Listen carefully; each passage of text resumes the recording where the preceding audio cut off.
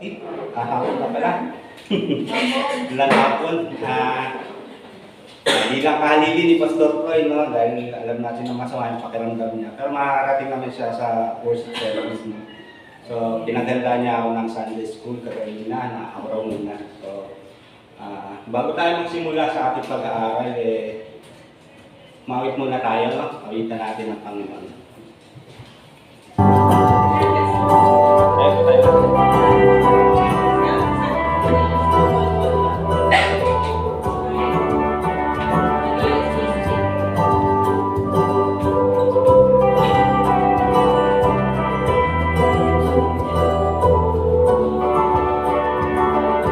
Diyos ang may liwanag, buhat sa simula. Nang bika mo'y nilikha ang lahat. Atom at planeta ay napapahayag. Walhati mo ay pinakikita, nakikita. Kristong malwalhati, pinakadakila, ang iyong kapangyarihan, pag-ibig mong tunay. Walang ibang alay, liban sa iyong buhay. Kristo walang kapantay, pagkabukod tangi, walhati.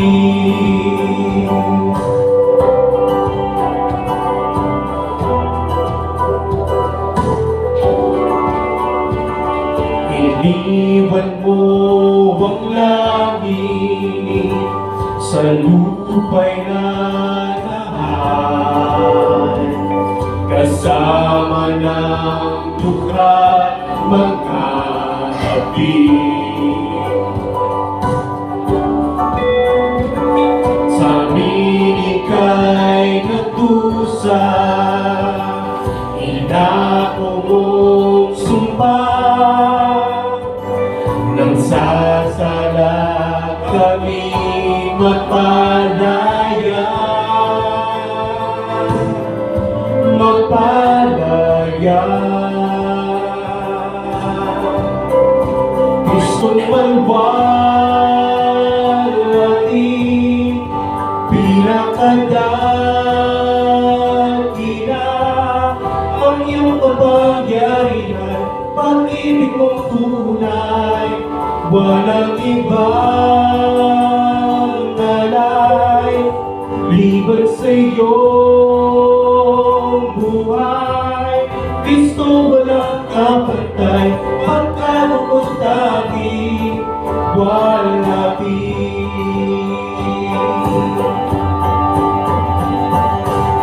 Ikaw ay naghahari sa kanan ng Ama, kamatay ay pinapinlubusan. Hindi nagkaantabay sa iyong pagbabalik, natin tatama o pagdating. Natin tatama o pagdating. Kristong malwalhati, pinakadakila, ang iyong kapangyarihan, pag-ibig mong tunay. Walang ibang alay, liban sa iyong buhay. Kristo walang kapantay, pagkabukod tangi. Walang ibang alay, liban sa iyong buhay. Kristo walang kapantay, pagkabukod tangi. luwalhati.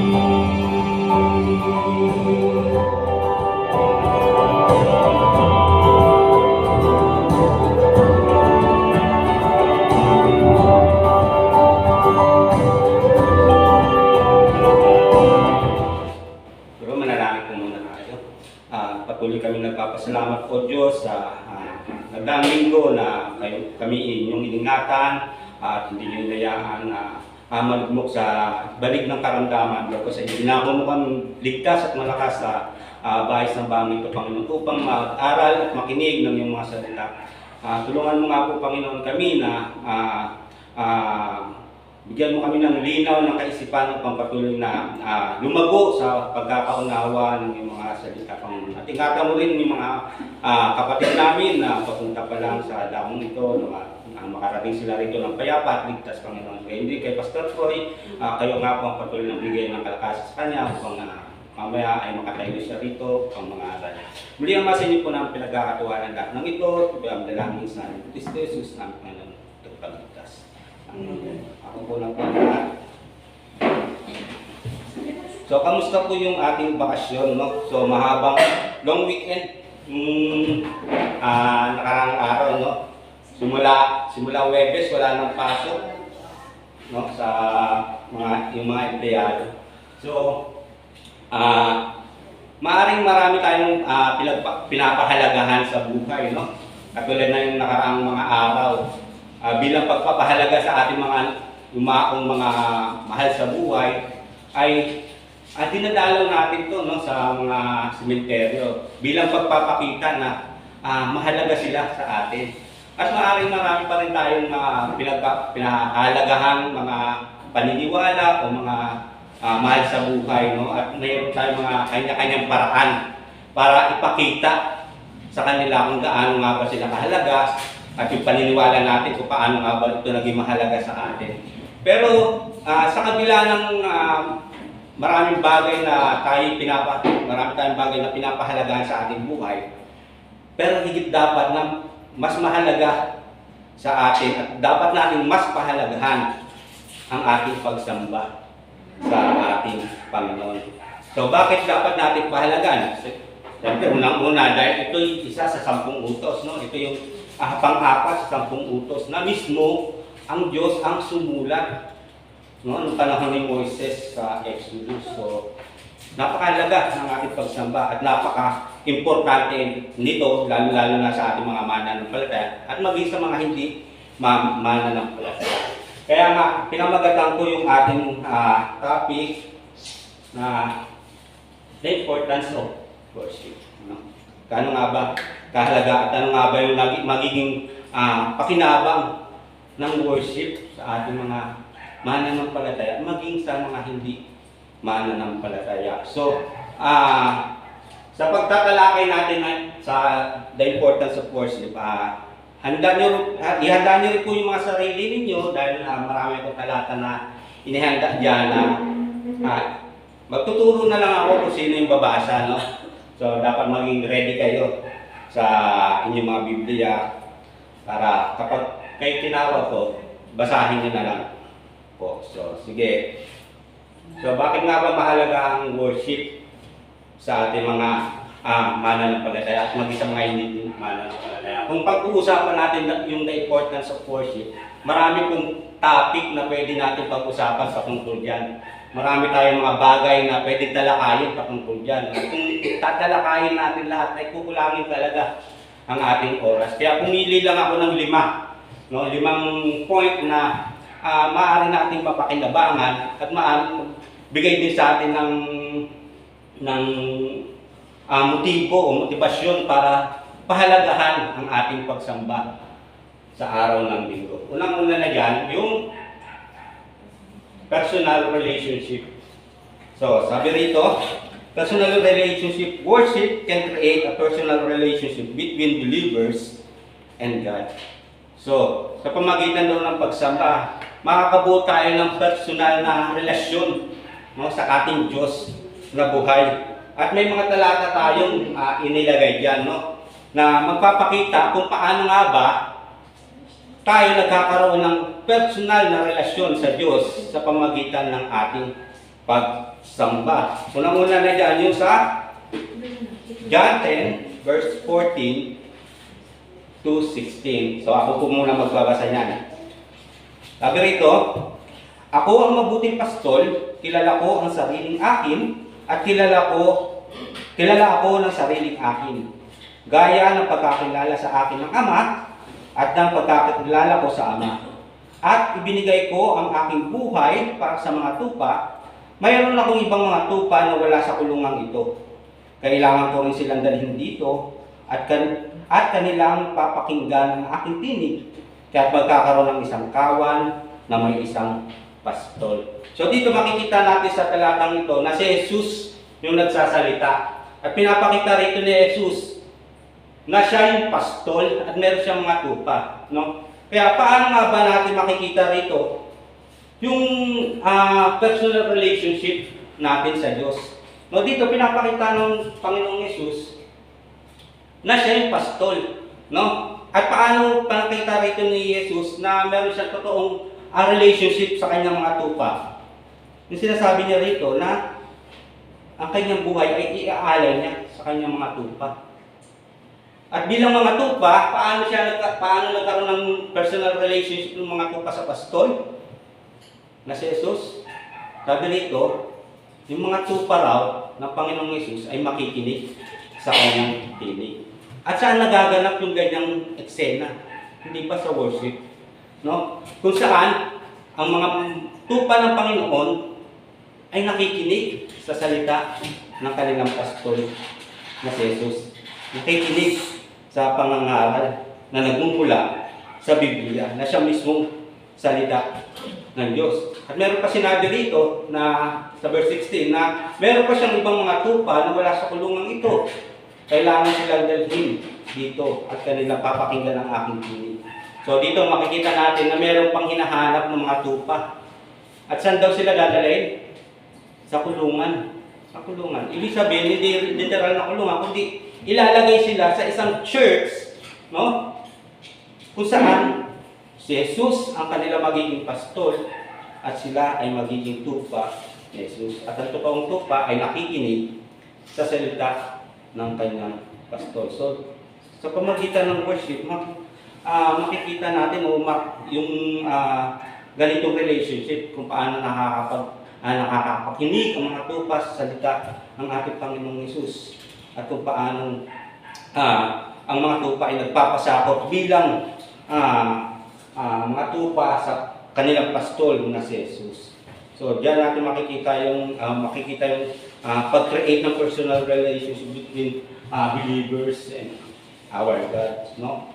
So, yung pangalawa naman sa 1 Corinthians 12 hanggang 14. So, Roseanne, pakibasa yung 1 Corinthians chapter 12, verse 12 to 14.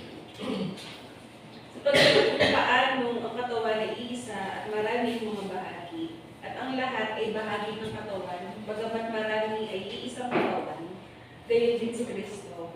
Sapagkat sa pamamagitan ng isang Espiritu ay binautismuhan tayong lahat tungo sa isang katawan, maging Hudyo o Griego, mga lipido makalaya, at tayong lahat ay pinainom sa isang Espiritu.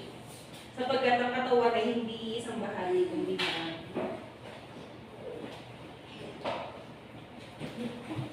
Dito pinapakita naman sa atin na tayo ay iisang katawan kay Kristo. No? Yung ating relationship sa ating Diyos o sa ating Panginoon ay hindi katulad ng relationship ng ibang mga grupo. No? Dito sinasabi rito na tayo iisa kay Kristo kung paano ang katawan ay may iba't ibang bahagi, ganoon din ang church at ang ating Panginoon. No? At ito yung nangyayari kung kailan nag-gather ang iglesia sa pagsamba. Kung saan ang bawat katawan o bahagi ng mga iglesia ay kanya-kanyang may kumikilos na kanya-kanya pero naaayon sa kalooban ng ating Panginoong Jesus. Dahil ito ay kasama sa kanyang katawan at ang ulo ay tanging ang ating Panginoong Jesus. So Matthew 18 verse 20, Atilin, pakibasa nga po.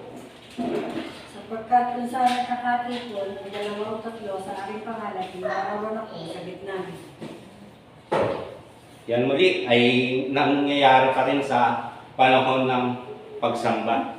Kung saan ang dalawa o tatlo na nakakatipon sa kanyang pangalan, ang presensya ng ating Panginoong Hesus ay nasa ating kalagitnaan. So, nagkakaroon tayo ng personal relationship sa ating Panginoon sa panahon ng ating pagsamba. Kung saan ipinapangaral ang tapat ng kanyang salita, kung saan inaawit ang kanyang salita, kung saan ang kanyang mga tupa ay nagkakatipon. Sabi rito, ang ating Panginoon, ang ating pastol ay nasa ating kalagitnaan. So, nagkakaroon tayo ng personal relationship sa ating Diyos. We worship, yung worship can create a personal relationship between believers and our God, Jesus Christ. Pangalawa, community. So, sabi rito, worship can help bring a community together. So, bilang mga magkakapitbahay o yung iba nasa malalayong lugar, sa panahon ng pagsamba, no, sa araw ng ibinukod, no, ay nagsasama-sama ang mga mananampalataya ng Panginoon o ng ating Diyos. At mag-isa lumantipan, nangyayari yan, no? Kapag oras ng pagsamba, lahat ng mga mananampalataya ay nagtitipon-tipon sa templo para sambahin ang ating Diyos. Mag-isa mga panahon ng Israelita, diba? Ang panahon ng Panginoong Hesus. At maging yung panahon ni Moises, kapag sila'y sasamba sa ating Diyos, nagtitipon-tipon sila, no? At sabi nga rito sa Leviticus 4, 8, 4, and 5, sabi rito, at ginawa ni Moises ang inuutos sa kanya ng Panginoon. At ang kapulungan ay nagkatipon sa tipunan ng toldang tipanan. Sinabi ni Moises sa kapulungan, ito ang bagay na iniutos ng Panginoon na gawin natin. So dito makikita natin kung paano pinatawag ni Moises yung buong bayan ng Israel sa tapat ng toldang tipan, kung saan dito bumababa yung espesyal na presensya ng Panginoon. At dito rin sinasabi ni Moises yung mga bagay na iniutos sa kanya ng Diyos. No? At yung sumasamba sila, ganyan ang ginagawa nila. Pinaglilinis ni Moises yung buong bayan dahil yun ay iniutos ng Diyos. Kailangan maging malinis kayo bago tayo maharap sa presensya ng ating banal na Diyos. At yun ay nangyayari sa kanilang pagtitipon sa tapat ng toldang tipan. Dahil walang ibang pwede pumasok doon sa toldang tipan maliban kay Moises. At sa pamagitan ni Moises, doon niya iniaalay yung mga dugo ng hayop na kanyang pinapatay para ialay sa Panginoon. So ganyan yung nangyayari sa lumang tipan. No? At sabi rin sa Acts, no? Acts 2 verse 14 to verse 44 to 46 ay ganito sa gawin pakibasa mo.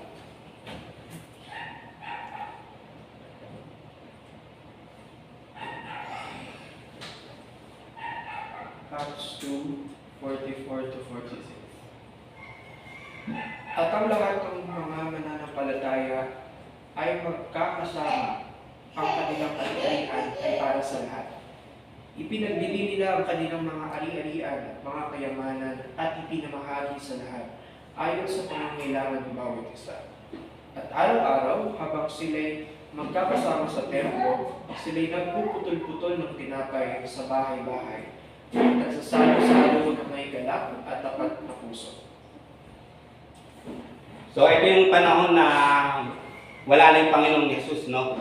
Na siya yung makita sa langit. At yung mga mananampalataya na mga nasa Jerusalem ay nagpapatuloy sa pagsamba sa kanilang Panginoong Hesus. At dito makikita natin, no? Sila'y nagtitipon-tipon, hindi lang para sumamba, kundi nagtitipon-tipon sila para kumain, di ba? Dito pinagputol-putol nila. Sabi pa nga rito, yung iba, binibenta nila yung kanilang mga lupain para meron silang pagsasalo-saluhan. So ganito yung ginagawa ng mga mananampalataya. Sila'y nagtitipon-tipon para sumamba at magpalakasan sa isa't isa. So, yung worship, no?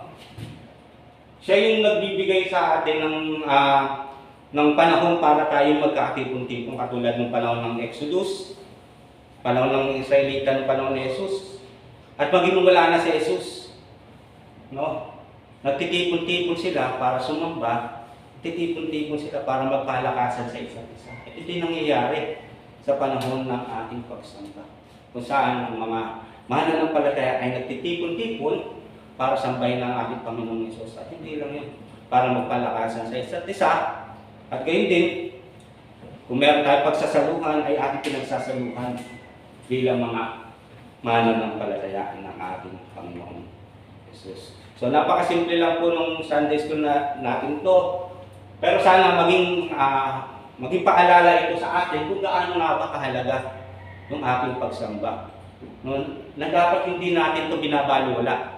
Na dapat hindi natin ito pinagpapalit sa anumang okasyon, sa anumang mga tradisyon, o sa anumang mga mahalagang bagay na ating pinapahalaga. Sapagkat ito ay mas mahalagang higit kaysa anumang bagay. At iyan yung mga bagay na dapat natin tandaan kung bakit nga ba napakahalaga ng ating pagsamba.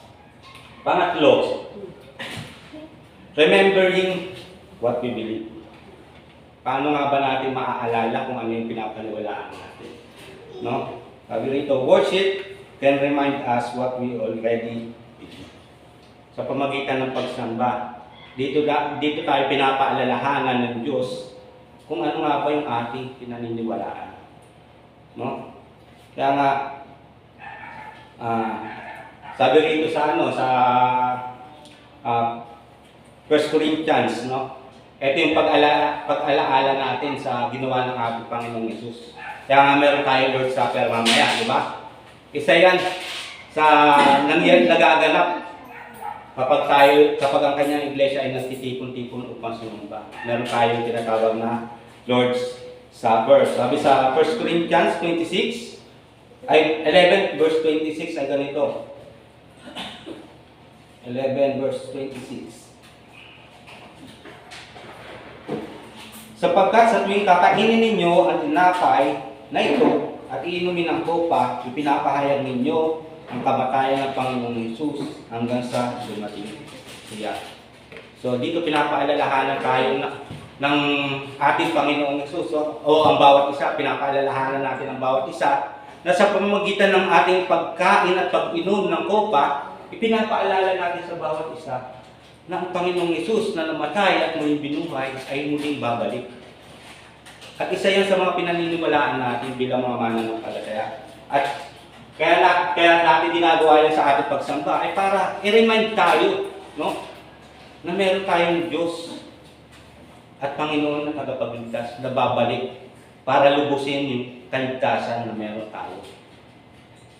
So isa yan sa nagpapaalala sa ating mga pinaniniwalaan na meron tayong Diyos, no, sa pamagitan ng tinapay at saro, no, na pinapaalala sa atin na siya ay namatay at naghirap alang-alang sa atin. Pero hindi lang yun, no, nabuhay siya muli at muli siyang babalik para tayo lubusin ang kaligtasan.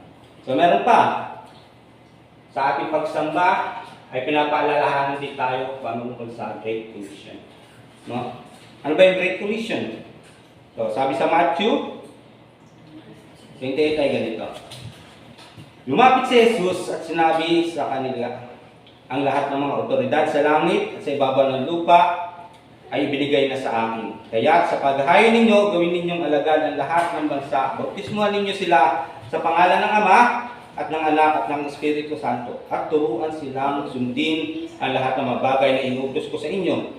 At narito, ako'y kasama ninyo palagi hanggang sa katapusan ng panahon. So, kailan nagaganap yung bagay na yan?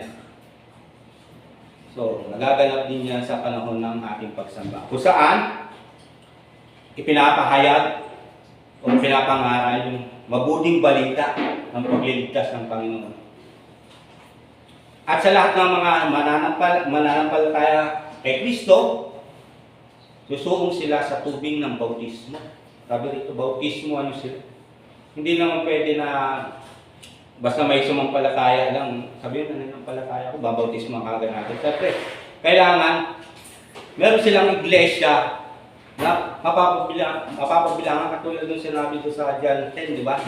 Ngayon, yung mga tupa ay ilalagay sa isang kulungan at may isang pastor. Ganon din yung mga mananampalataya sa Great Commission, di ba? Na mapapahayagan ng salita, sila ay sasampalataya at susuin sila sa tubig ng bautismo. At pagkatapos nun, sabi rito sa verse 20, turuan silang sundin ang lahat ng mga bagay na inuutos.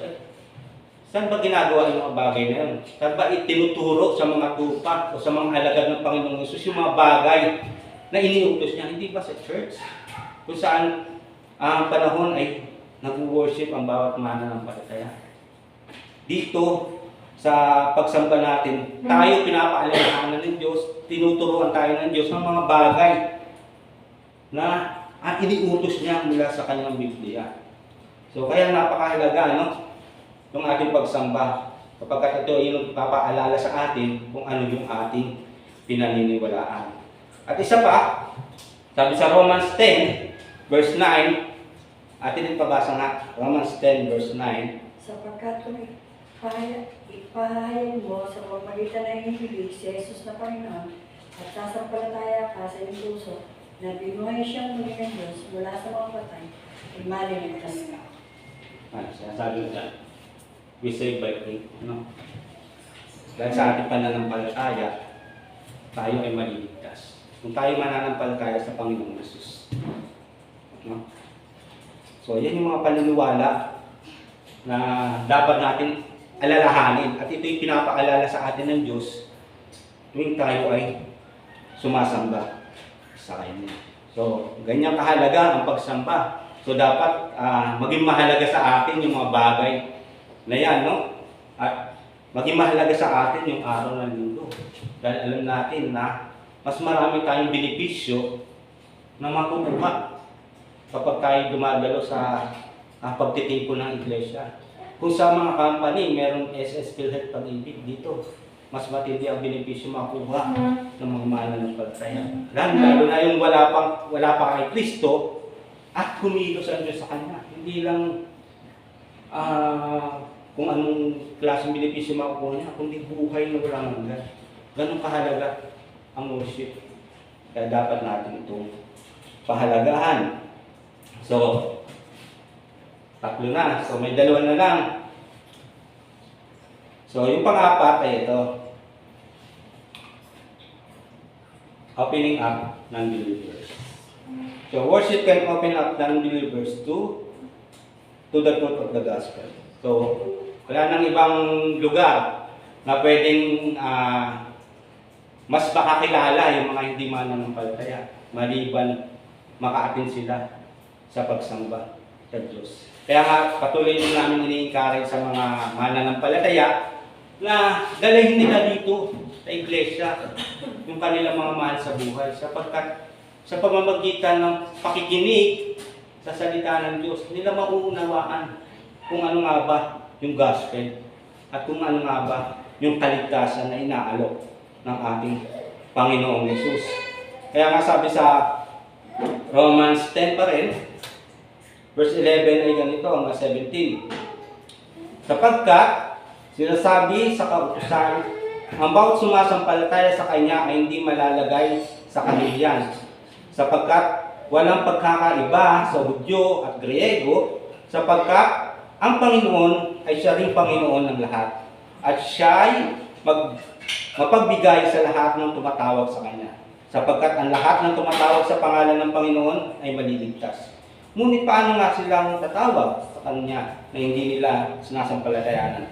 At paano sila sasampalataya sa Kanya na hindi nila napapakinggan? At paano sila makikinig kung walang mangangaral?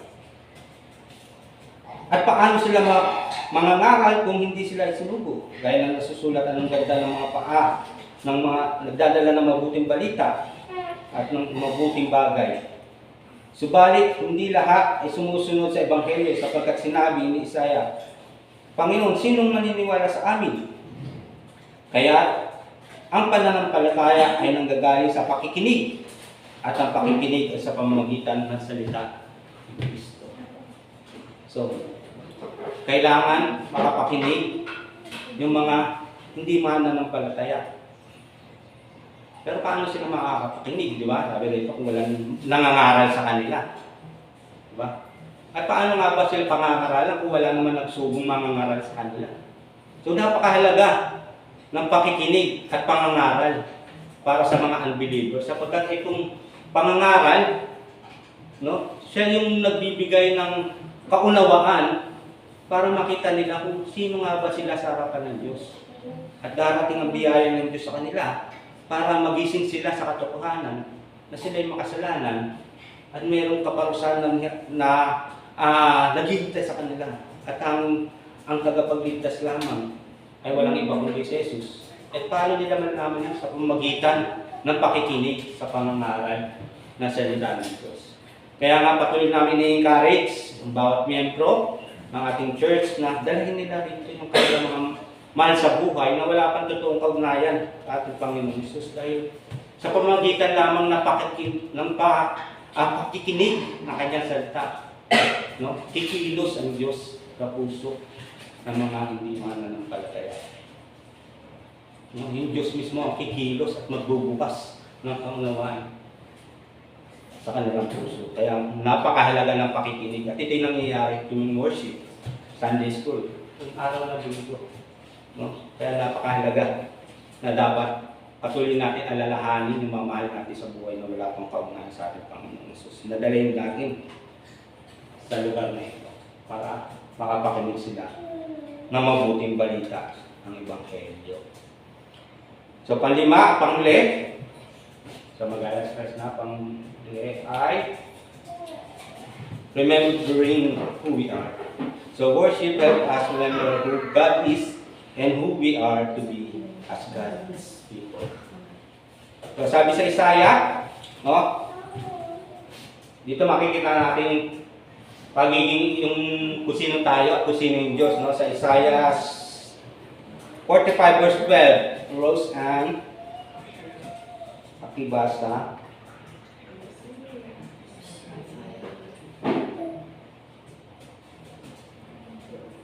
Isaiah 45. Aking ginawa ang lupa, nilikha ako ang tao sa ibabaw nito. Ako, ang aking mga kamay, ang nagdadlad ng mga langit. At inuutusan ko ang lahat na nang naroroon. So, dito dapat nating tandaan, no? Kung sino yung Diyos, no? Yung Diyos, siya raw yung creator, no? Siya yung lumikha ng lahat ng mga bagay. At ano raw tayo? Tayo ay nilikha lamang ng Diyos. Kung yung Diyos ay manilikha, tayo ay nilikha lamang. So, dapat lagi nating tandaan yan. At lagi nating alalahanin yan, lalo na sa ating pagsamba. Kung sino nga ba yung Diyos na ating sinasamba? Kung bakit nga ba dapat natin siyang sambahin? Sapagkat siya ang lumikha sa atin. No? At sabi sa Isaiah 6 verse 3, pakibasa, Maui, aking mahal.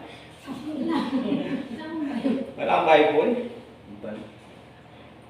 Ito na, atin. Baka magalit pag di ko sabi ang mahal.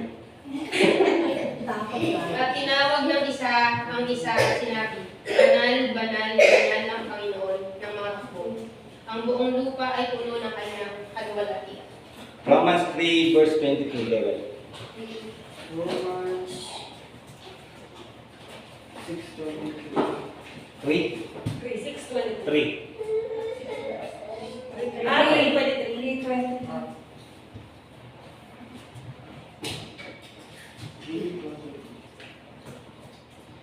Yamang ang lahat ay nagkasala at hindi nakaabot sa kaluwalhatian ng Diyos. Yun, no? Dito makikita natin, no, sa Isaiah, sino yung Diyos? Siya ay banal, holy, at pagdating sa Romans, tayo mga makasalanan din di nakaabot sa kaluwalhatian ng Diyos. Tingnan niyo yung laki ng pagkakaiba, no? Tandaan natin kung ano yan, ha? Kung ano tayo sa harapan ng Diyos at kung sino ang Diyos. Yung Diyos, holy raw siya, tayo ay mga makasalanan sa harapan ng Diyos. Pero sabi sa Romans 6 at saka sa 1 Timothy, yung Diyos daw ay ating tagapagligtas sa kabila ng ating pagiging makasalanan, at yung Diyos ay banal. Yung Diyos daw ay ating tagapagligtas. No? Romans 6 verse 23. Sabi rito, sapagkat ang kabayaran sa kasalanan ay kamatayan, ngunit ang kaloob ng Diyos na walang bayad ay buhay na walang hanggan kay Kristo Jesus na Panginoon natin.